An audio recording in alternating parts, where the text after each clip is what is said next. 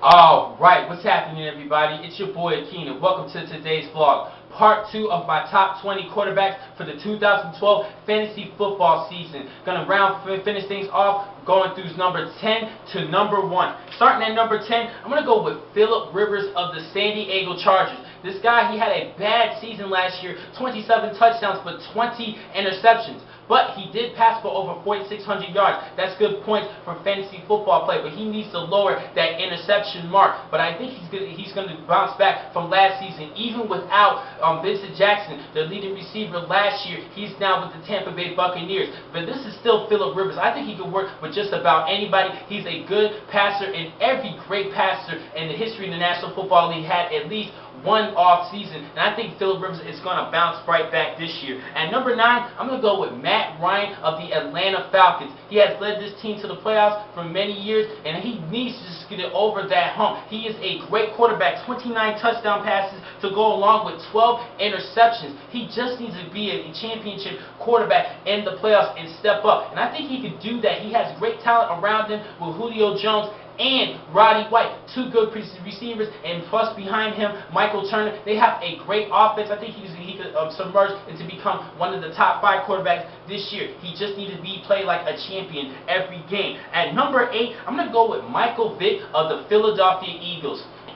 Now, he did have a down season last year. He had over 500 yards rushing and a touchdown rushing last year. That is great for a quarterback for the fantasy football points. And he had 3,300 yards passing, back-to-back 3,000-yard season. But he just needs to get a little bit more touchdown passes, and I think he's going to do well running the football. Now, like I said before, this is fantasy football. We're not ranking the top quarterbacks of the National Football League overall. We're talking about fantasy football here, and those rushing yards are key in rushing touchdowns. He's a good dual threat quarterback. He can give you some touchdowns on the ground as well as in the air and give you some valuable points in fantasy football plays. That's why I had to put him at number 8. At number 7, I'm going to go with Matthew Stafford of the Detroit Lions. He had a breakthrough season performance last year, passing for over 5,000 yards, mainly because of his top target, Calvin Johnson, their leading receiver, the best receiver in the National Football League. Megatron, big season, and he's just such a great target. And plus, I got to give some pointers from Titus Young. I think he's going to emerge a little bit this year. Little sneak peek for my top wide receivers of the 2012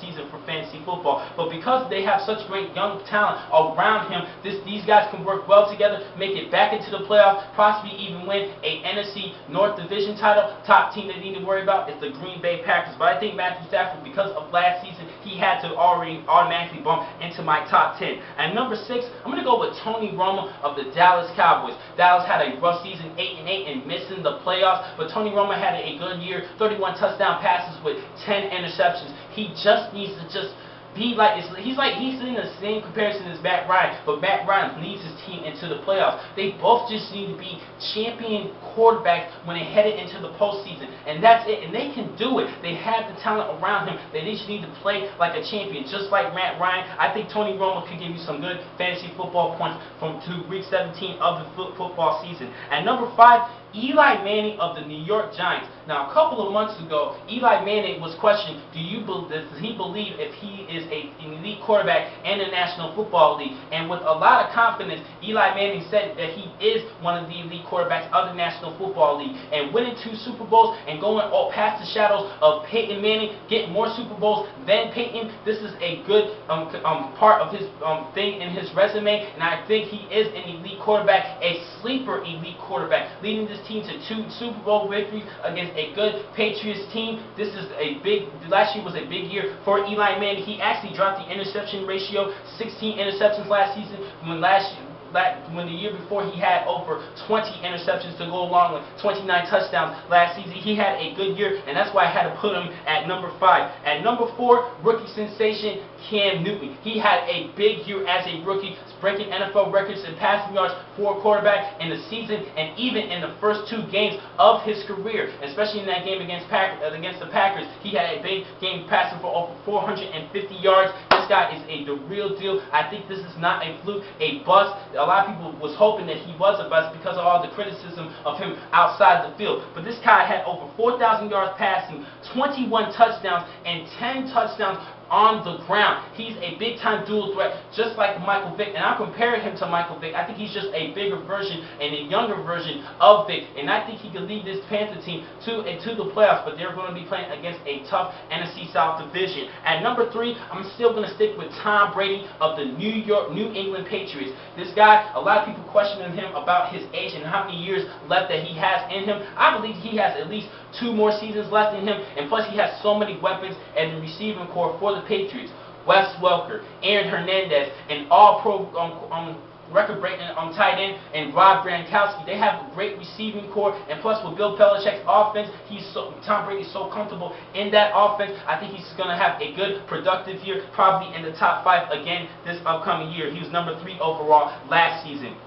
At number 2, I'm going to go with the New Orleans Saints and Drew Brees. He just has so many weapons on offense. Devery Henderson, Marquise Colston, Jimmy Graham. He had a breakthrough season last year as well with Rob Gronkowski. And Darren Sproles. He had the record. He broke the record for most all-purpose yardage in the season and the National Football League history. He had a big year. He's a good scat back, a good receiver outside the backfield. Plus Lance Moore, a good secondary receiver. Third target. They have so many weapons on that offense. Drew Brees had a record-breaking year last year for more passing yards in the season, surpassing Sir Dan Marino. And I think Drew Brees can have a record-breaking year this year, back-to-back, seriously, because of his passing ability. He's the Offensive Player of the Year a couple of times, including last year, and I think he's due for another big season. And that number 1, obviously, Aaron Rodgers of the Green Bay Packers. He was last year's AP NFL MVP, passing for 45 touchdowns and just 6 interceptions to go along with 4,600 yards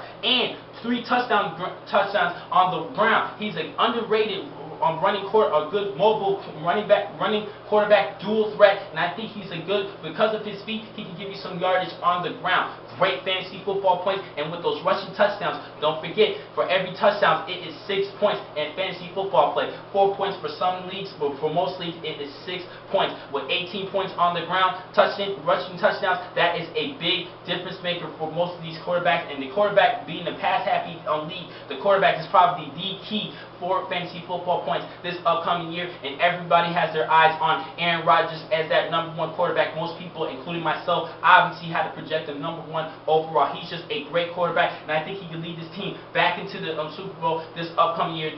The Green Bay Packers are one of the favorites to win the Super Bowl this upcoming season.